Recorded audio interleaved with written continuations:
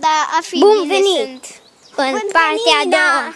Bun venit în partea a doua, Edis Andrei 2. În curând, în cinema.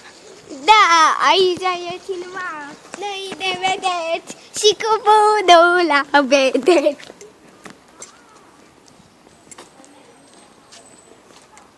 Andrei? Andrei? Ce-i? Nimic. Parcă ești o fantomă. Da. Edi?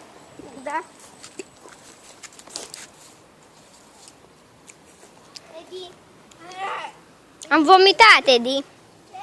Am vomitat. Vorbesc serios. Acum vreau să râdui și uite, vomitat. Dar vorbesc serios, Edi, vine să vezi. Că am vomitat aici. Am mâncat lapte cu biscuiți. Urac. Mai bine puneam și niște Nesquik. Ce? Mai bine puneam și niște Nesquik. Da.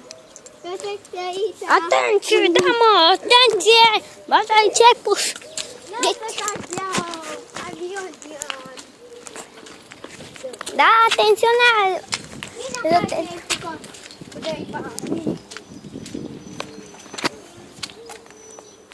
Deodată. Da. Ce aici?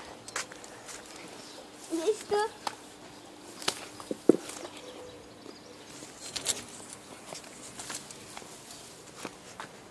Uite-le, să ne întoarcem, Edi. De ce? Că le-am văzut pe fete. Repede!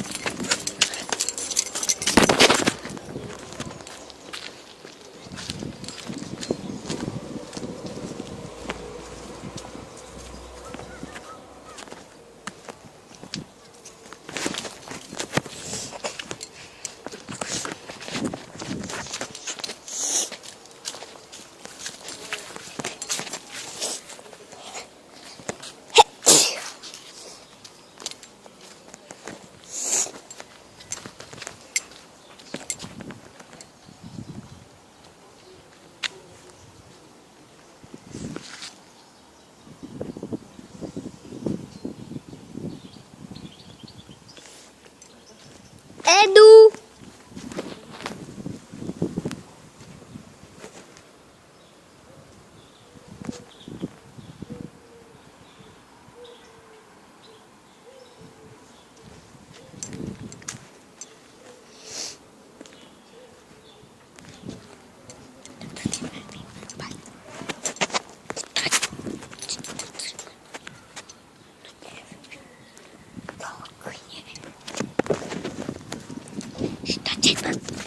Dați volumul la maxim.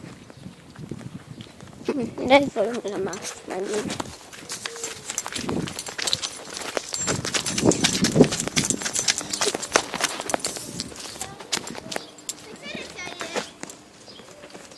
Dar acum nu l-am băgat pe YouTube. Pe a mea. Dacă o oră ești pe Vodafone, pe care? Orange.